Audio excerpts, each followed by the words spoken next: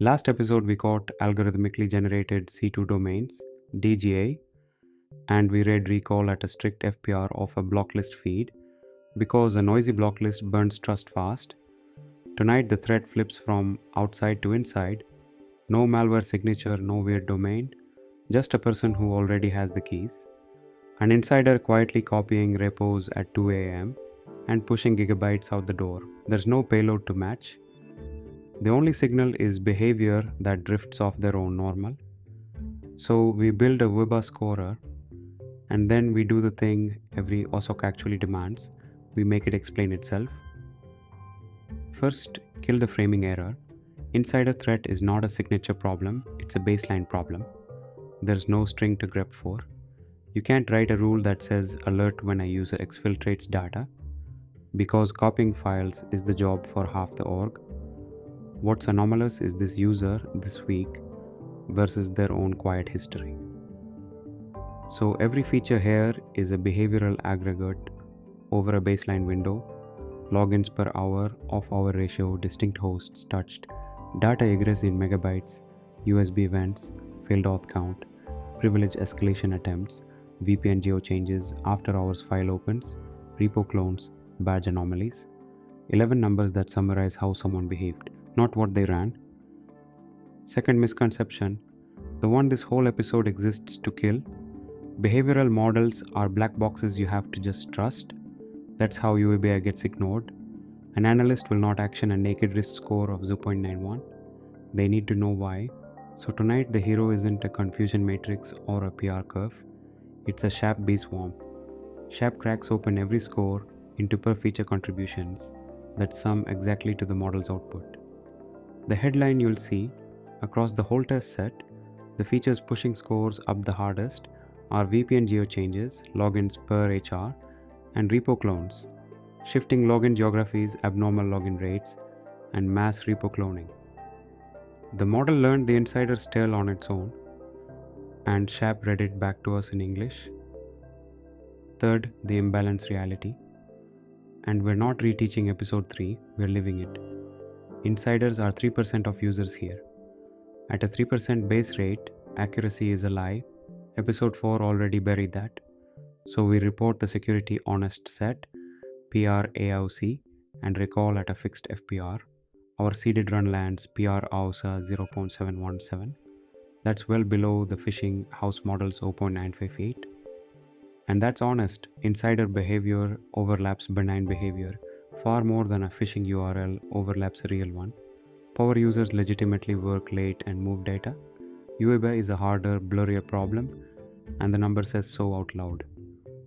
Fourth, what good means operationally for an insider feed. ISOC will not chase a flood of false insiders. Accusing an innocent employee is expensive and corrosive.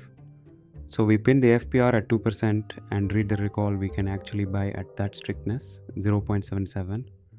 More than 3 in 4 real insiders caught, while only 2 in 100 benign users get a second look. That's the contract, not a magic threshold, a budgeted one. Episode 13 turns that budget into a dial. Tonight we just plant the flag and read the number under it. Fifth, why a bee swarm and not a bar chart? A bar of mean importance tells you which feature matters. A bee swarm tells you which direction and for whom. Each dot is one user's contribution for one feature. Color encodes the feature's raw value. High values warm, low values cool. When VPN geo changes high value dots all fan to the right, you can say it. Lots of geo changes pushes risk up, always. That directional per user honesty is exactly what an analyst needs to defend an alert in a review meeting. A bar can't do that. Sixth, the feature semantics. Get the threat model right or the explanation lies. Off-hour ratio and after-hours files capture when. Data egress MB and repo clones capture how much leaves. Failed auth, priv ISA attempts, and VPN geo changes capture access struggle and location weirdness. The bee swarm will show VPN geo changes and login rate dominating, with repo cloning a close third and egress and off-hour as a secondary tells. That ranking isn't us asserting it, it's mean SHAP. computed on the test set, sorted. The model found the priority order, we just printed it. 7th, the payoff and the trap to retire. Explainability costs you accuracy. It doesn't. We didn't trade away a single point of PRAUC to get the bee swarm. SHAP is a post hoc read of the exact same trained XGBoost. The 0.717 is the models. The explanation is free. So the deliverable tonight is two things welded together. A scorer that catches 77% of insiders at a 2% false positive cost, and a per feature story that turns every alert into a defensible triage decision. That's Weber a SOC will actually trust. Open 09uibinsider.py. It does 5 honest things and nothing more.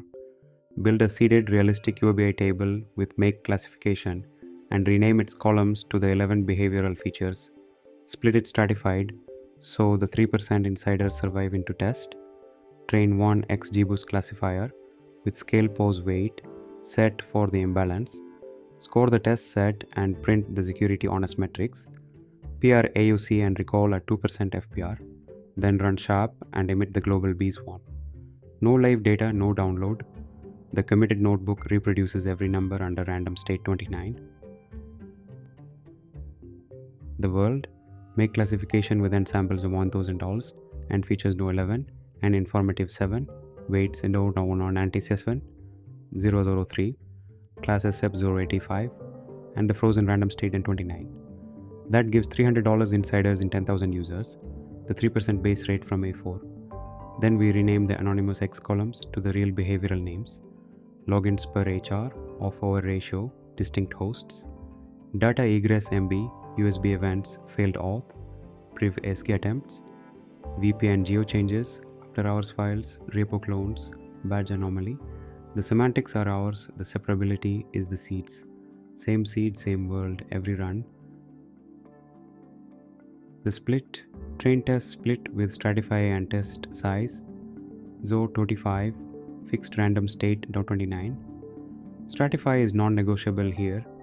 At 3% prevalence, an unstratified split can hand the test set a wildly off base rate and make every downstream metric noise. Stratified, the test fold keeps its 25 insiders, so PRAOC and recall at FPR mean what they say.